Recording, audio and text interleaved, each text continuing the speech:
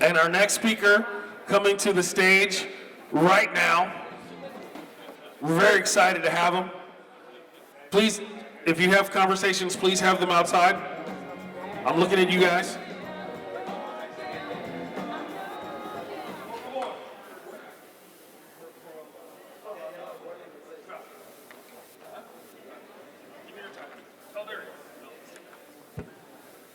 Here he is. All right, we're going to discuss cannabis in the European market. The chief economist with Whitney Economics. Let's hear it for Beau Whitney.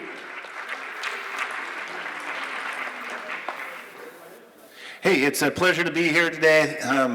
Thanks for everybody for traveling, coming a long way. So I'm an economist in the cannabis space, and there's not too many of us around. In fact, I was at the grocery store the other day, and I had this sweatshirt on with a cartoon character called Scooby-Doo on it, and the caption said, "Doobie doobie doo, and if this van's smoking, we be token," right? And the person at the checkout counter said, "Hey, that's a pretty cool sweatshirt." And she said, "Where'd you get it?" and all this. And eventually it came around to that I was an economist in the cannabis space. She goes, "What is that?" And I said, "Well, I look at the numbers, I track the market and the trends and stuff." And she said, "Oh, that's very interesting." And so I paid for my groceries. And as I was leaving, she said, "Hey, good luck with that made-up job of yours." And I was just like, what? Anyway, so yeah, I'm an economist. I'm not making this up. So today I'm going to talk about the European market. I'm going to give a kind of a global and a U.S. update because everybody wants to talk about the U.S. numbers. And then I'll look at this in terms of the EU market, give a little bit of data on Spain, and then compare and contrast a little bit of the policy going on between the U.S. and the EU. So Whitney Economics is a consulting firm. We do economic consulting. We provide data to the industry. We have a forecast, a total addressable forecast for every country in the world. We're clientele on practically every continent. So, I've been in the industry now for about 9 years. And so if you need any data, just let me know. And so, like I said, we're just going to do a little compare and contrast after I give you some data. Now, just to level set, cannabis is really three industries in one. It's the adult use, it's medical, and it's industrial. And industrial is then also broken down into three markets: the fiber and grain, and then the cannabinoid market. And I think it's important to note this because people don't understand. They think hemp, they think CBD or minor cannabinoids or whatever. But it's important to educate people on this and differentiate between the three markets. But a lot of countries are reforming right now, and they're looking at it from an economic development perspective, from a jobs perspective, and the like. Based upon our numbers, it's over $1 trillion. And if you think about that, $1 trillion, the US market, total addressable is about 100 billion. If you add in hemp, you add in the medical market, the European market, the Asian market, $1 trillion.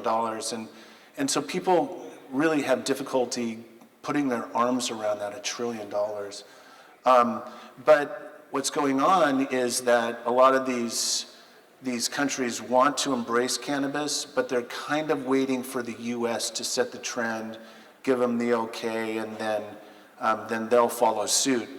Now, what I think could end up happening, though, is that as the EU starts deploying legal cannabis, especially on the adult use side, like in Germany, in the Czech Republic, and elsewhere, then the European market could flip this around and actually become the big driver in cannabis reform around the world. So there's over 70 countries around the world that have some form of legal access to cannabis, and there's massive numbers, 350 to 500 million consumers. These are conservative numbers because a lot of the researchers look at surveys and they deploy these surveys. And the surveys go like this: hi, I'm from the government. Do you smoke weed? And in states and countries where there's prohibition, then the responses are, no, I don't know what you're talking about, even if they are consumers. And so a lot of the numbers are actually lower than the reality of the situation. But with a total market of $350 billion for medical and adult use, total addressable market, illicit and legal combined, combined with hemp, that gets you to $1 trillion really quickly. Like I mentioned, countries are looking at this for economic development. They're looking at it for jobs. They're looking at it to reduce healthcare expenditures, to reallocate law enforcement and the like. So there's a real compelling argument for legal cannabis.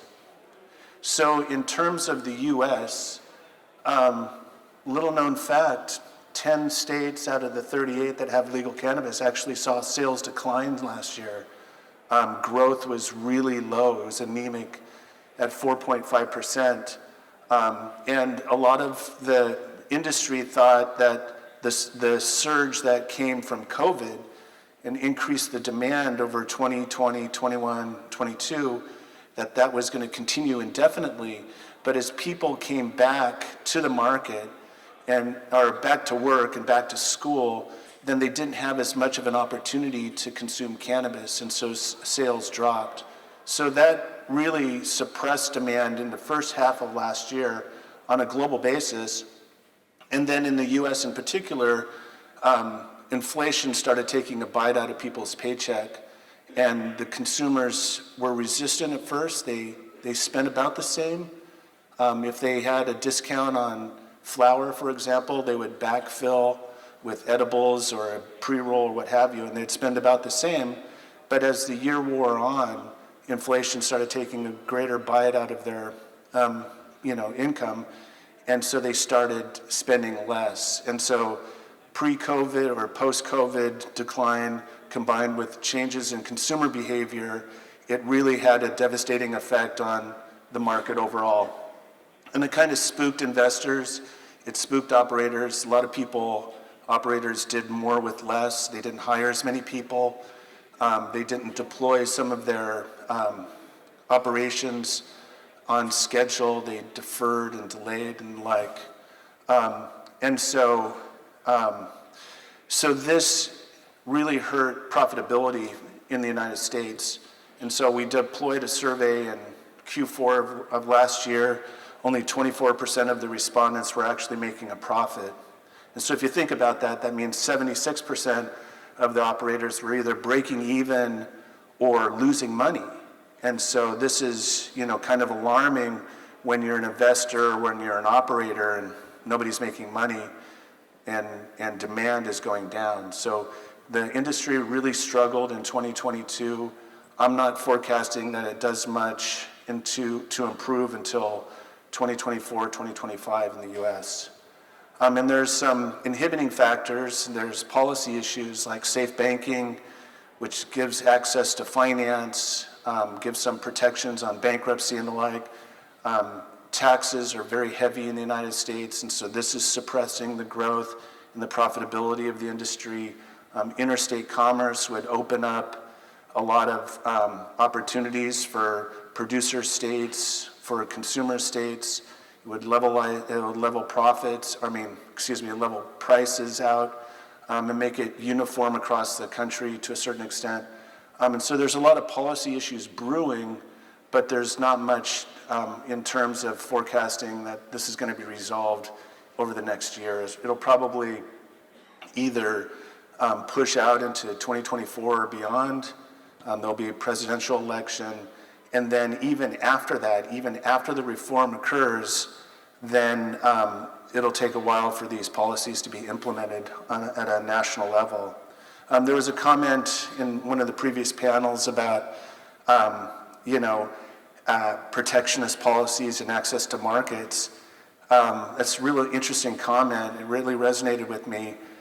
In some of the federal legalization bills that are being bantered about in Washington, D.C., a lot of this opens up the U.S. market to foreign competition almost immediately, and this could have a devastating effect on the market, on operators in the U.S., because they have a kind of a higher cost of production, and other international competitors could come in at a lower cost and now compete with a pretty substantial market already, over 40,000 licensees in the United States. And so there's a lot going on. Like I mentioned, people are waiting, countries are waiting for the U.S. to reform, even Mexico, when constitutionally it's legal, but they haven't deployed their rules and regulations yet, and don't look for them to deploy anytime soon until the U.S. gives some type of indication about what's going on.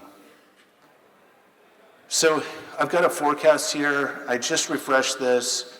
We track data from every state, and some of the ramps and the deployment of the regulatory systems in some of these key states are lagging right now, and so I've had to take down my forecast in the near term.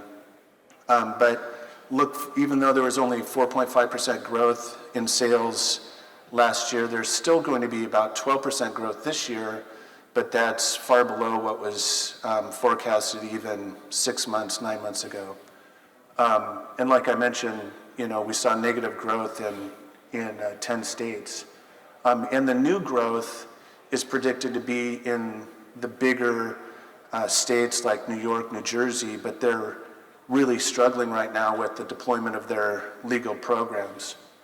And a lot of the product categories like flour, edibles, tinctures, and like are actually facing deflation. So a lot of the conversation globally and in the United States is talking about inflation hurting consumers. It's just the opposite for cannabis operators. They're seeing deflation, lower prices, and lower profitability. So this is an issue to really keep an eye on as you look at the markets, either the U.S. market or European market. And then inflation is starting to impact startups. And so if you think about it, interest rates are rising, the cost of your loans is increasing, and so it's taking a bite out of your budget, and you have to kind of earn more, generate more revenue in order to cover those increased costs of your capital. And so startups are not getting out of the gate quick enough, and this is also suppressing the growth of the overall market. In terms of European market, it's about a $70 billion market, or 62 to 70. If you add in some of the other European nations, include Russia, it could be as much as $260 billion. And it's, by revenue, it's maybe the second largest market in the globe, but from a consumer perspective, it's like the fourth or fifth. Asia and Africa have more consumers, but they just spend less because they don't have as much money. And European, as you all know, is looking at reforms. I put Spain here as a courtesy, but not a whole lot of reform going on in Spain right now. But I think where things are really, the action is really happening is in Germany and the Czech Republic. And so if you get legalization and adult use rolled out successfully there, it could have this domino effect throughout the rest of the European market, and then that could in turn influence the rest of the globe. And even though there's consumer markets in Germany and Czech Republic and Italy, even some of the periphery countries are looking to be the producers and the suppliers into the Central European market. So there's opportunities in the periphery countries just as much as there's opportunities in Central. And you're starting to see this through the medical programs and the medical supply chains. There's very little data on this, so as key stakeholders in this space, any chance that you can collect data and share data amongst yourselves, the better off you're going to be. You'll just make better decisions, more informed decisions, and you'll demystify what's going on in the space. We collect data all the time, but it's just hard to come by, especially at the consumer level. So there's 5 key countries that, from a total market, that's illicit plus legal, that make up the EU. A majority of it comes from just 5 countries. And so Italy is, some people say, well, what about Germany? Shouldn't that be at the top? But from these UN surveys, there's more consumers of cannabis that will admit to governmental survey takers that they consume in Italy more so than they do in Germany, and that kind of makes sense culturally. And so there could be as many as 150 million consumers in the European market. And so that's a pretty substantial market. If you think about it, it could combined even be larger than the North American market. In terms of supply, so I took a look. We have a total market forecast for Spain. I looked at it from a consumer perspective, about 3.5 million consumers. So it's a big market here, and that requires about 880,000 kilos of cultivated output. That's not just flower, but that's, cultivated output required for tinctures and oils, balms and the like. But if you think about it, there's only 24,000 kilos authorized in 2023. That's an ICBC stat that they just published out. That's a real good number. For perspective, it was 6,000 kilos just a couple of years ago. So the Spanish market is very, very underserved with their current infrastructure. And so there needs to be, if it's going to go adult use, or if there's going to be an expansion of the medical program, then there's going to be a need for increased cultivated output. And this is a common mistake that countries have when they deploy legal cannabis, is they tend to focus initially on the retail side, and then they go backwards, but they don't realize that cultivation is the longest lead time item, and so really they should understand their supply before they start trying to sell it and process it and the like. And so Spain, 880,000 kilos. Now, as things mature, there's going to be increased competition from Africa, from other European markets, but Spain is positioned to such an extent, similar to Malta, to where they could be a conduit from Africa and into the European Union, especially on the medical side. And so I wanted to talk a little bit about industrial cannabis. So I looked at 10 product categories and looked at the total market and then what could be peeled off and supported just very conservatively by industrial cannabis. And when you look at automobile parts and alternative plastics and foods for animals and human consumption, and lithium battery replacements, you can actually do batteries using fibers from hemp, plastic cutlery and bags.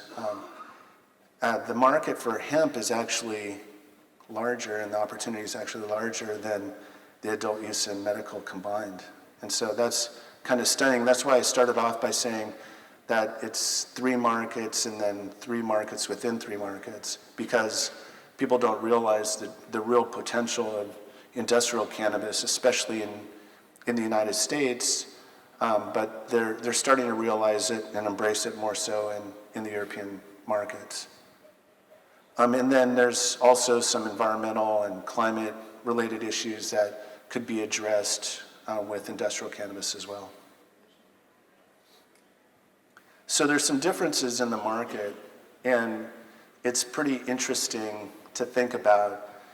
In the US, they say hemp is legal, cannabis on the adult use and medical side is federally illegal. And it creates this havoc from regulators. They just don't know how to handle that legal versus illegal. And so they really muck it up on both sides of that fence, of the THC fence that delineates what is legal and what is not. And so they're adopting these policies at the state level which just aren't very effective, and they're actually hurting the growth of both markets. And then there's some infighting in the United States between the adult use and medical side and the industrial side, because there's some competing, supply, especially on the intoxicating cannabinoid side.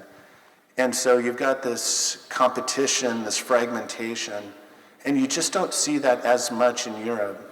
What the differences are here, and my firm is studying all 27 countries here, and we're doing country reports due out later on this summer for every country. And so we're looking at adult use, we're looking at medical, we're looking at industrial opportunities and the rules and regulations. And Europe treats this much differently. They consider it all cannabis, and then they try to figure out how to regulate it from an industrial perspective, from adult use perspective, and the like. The one area of kind of commonality is how to address cannabinoids that are derived from hemp. You're seeing some products come in from the U.S. On the cannabinoid side, but not a whole lot right now, even though there's this real intense demand. So if you think about it, if there's this, well, on CBD, there's this policy that says if it's legal in one country in the EU, then it's mostly legal for distribution and sales in all the countries.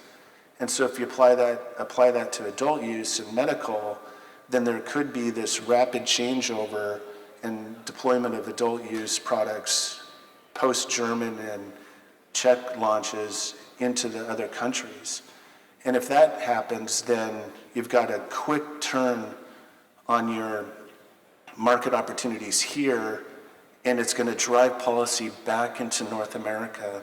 And it's a little bit of a counter narrative, but I think that there's a real possibility because the U.S. is just dragging its feet. It's still dealing with banking, interstate commerce, and all that, and the EU has that already wrapped up. And so they don't have to deal with that. So those are some of the key differences in between the US market and the European market. So if I were to break out my crystal ball, and that's what economists do, then I think as Germany sets the tone, it'll set the tone for the rest of Europe. A lot of even the industrial cannabis countries are looking to Germany for guidance on this.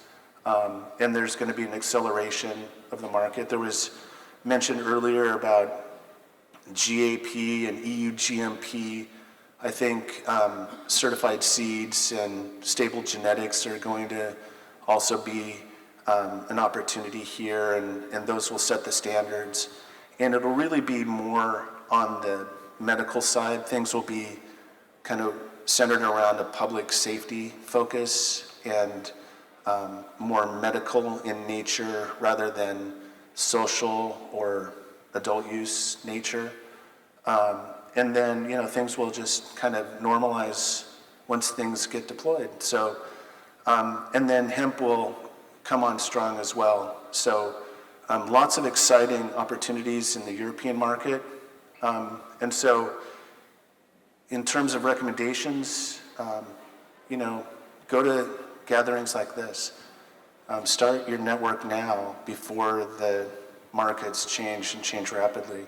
Develop your supply chains and your contacts within the supply chain so that you can establish these relationships and then expand on them and leverage them to increase your revenues, your profits, your capabilities. But be very, very conscientious of your cost structure. Don't get too far out of your skis, over your skis, because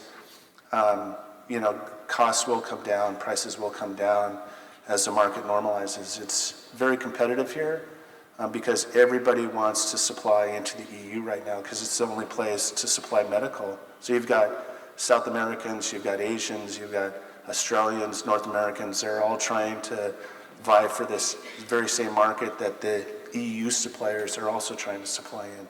So being disciplined about your internal costs is really, really critically important.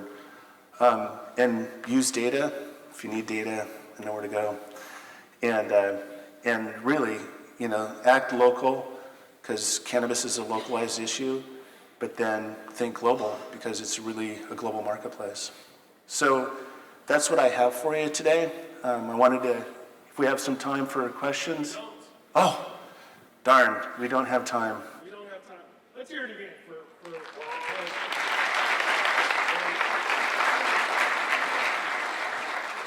one more time. Oh, there you go. We don't have time for questions, but I'm sure if you want to accost him in the hallway, he would love to talk to you. One more time for Beau Whitney. Yay, Beau!